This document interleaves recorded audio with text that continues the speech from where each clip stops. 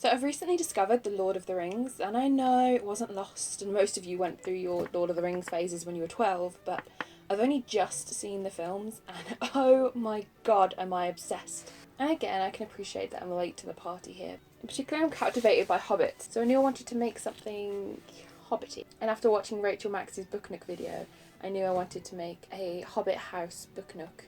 So I took to Pinterest and tried to find some inspiration, but I couldn't find any Hobbit ones. Especially not any Hobbit house ones. And what was more, I couldn't even find any that were built the way I wanted to build this, on a slope. Most book nooks seem to be Harry Potter based, and the alleyways and things you can look into rather than something you look up at. After rewatching the beginning of Fellowship, I made a sketch of the door, because I'd had this argument in my head for a while whether the door was green or yellow. A lot of people seem to make Hobbit doors yellow, but Bilbo's in both The Lord of the Rings and The Hobbit seems to be green, so that's what I wanted to go with, because I wanted this to be Bilbo's house, not just any Hobbit's house. So I cracked out my watercolours and started to sketch out a design. I realised that the door is a lot more intricate than I thought it was. For one thing, it has these little circle rivet things in, and not even in a precise pattern, they seem to be a bit random. And then there was these bricks surrounding both the windows and the door that I wanted to include. I knew I wanted it to be really green and grassy because that just says the Shire to me. And I wanted there to be steps and a fence and lots of flowers. I wanted to use as much of what I had already for this project rather than buying in a lot of new stuff, because for one, I'm broke and can't afford a lot of stuff. And for two, we're in the middle of a pandemic and it didn't seem right to go out shopping.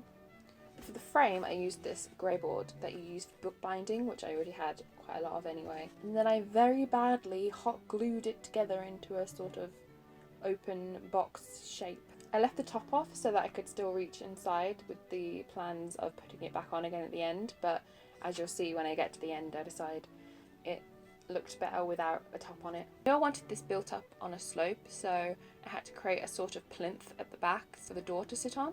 I hot glued that in, again made from grey board. Then I used scrap paper I'd lying around, screwed it up into little balls and used that to build up the back before paper macheing it into a solid shape. I honestly hate paper mache because I hate having messy hands and getting sticky, and it's just, I mean, peeling the glue off can be a little bit satisfying, but it comes to a point where it's just loads of little bits and I'm just getting mad at everything. It's just a pain basically, and I really wish I'd stop coming up with projects that require so much paper mache. But it's my go-to so far for projects because I'm a 6-year-old who doesn't know how to do anything. So whilst this dried, I got to work on the door and the windows. I'd cut these out of grey board also, but I'd made 3 discs for the door to make it thicker. And I painted these with gouache paints. They are my favourite paints to work with. They're dry, chalky and matte, unlike acrylic paints, which have a bit of a plasticky sheen to them. They're a little bit more expensive, but I find them much easier to control because just a little bit of water reactivates them. They're not going to dry up on your palette or on your brushes, and if you make a mistake you can just lift it with water. I added as many details as I could and even glued this bead on from an old necklace to be the door handle. Otherwise I was just going to paint the door handle on, but I wanted that 3D effect to it. Once the base was dry I could paint it, and I used acrylic for this just because I'm covering a larger area and I needed a lot more paint. Then came my favourite bit, and the bit that I think really sells this as a whole, and that is the fake grass and flowers.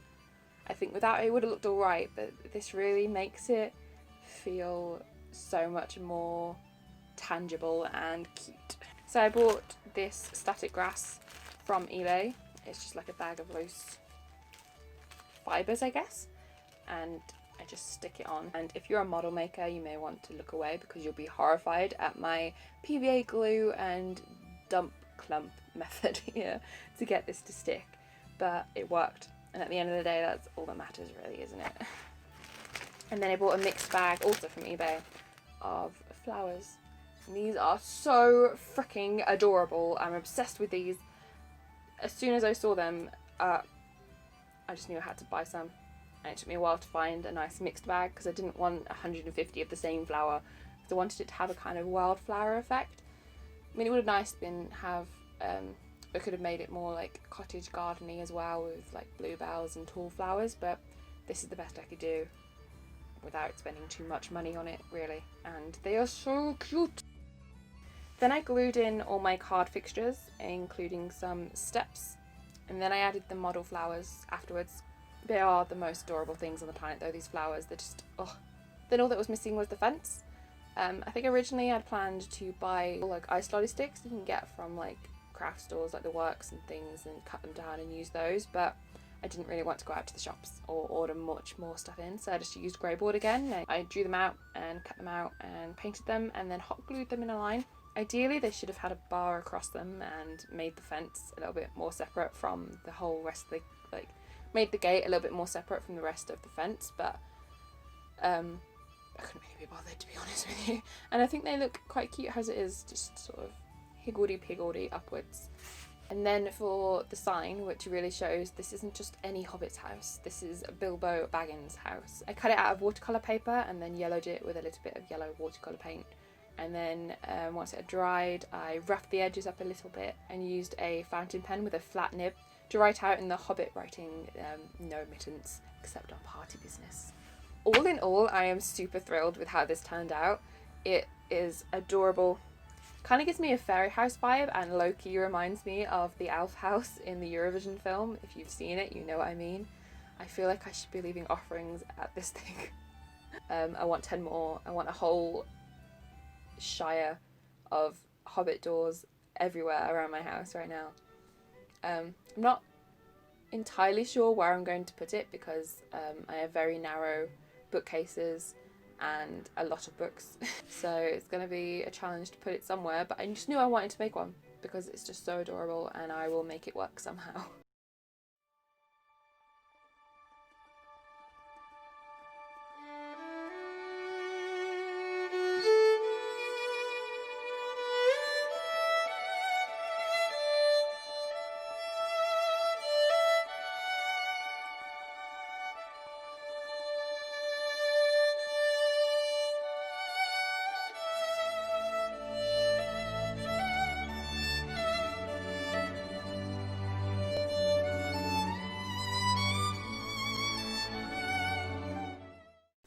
So if you like this video, please like it, subscribe. I plan to make more makey videos in the future because they are really what makes me happy.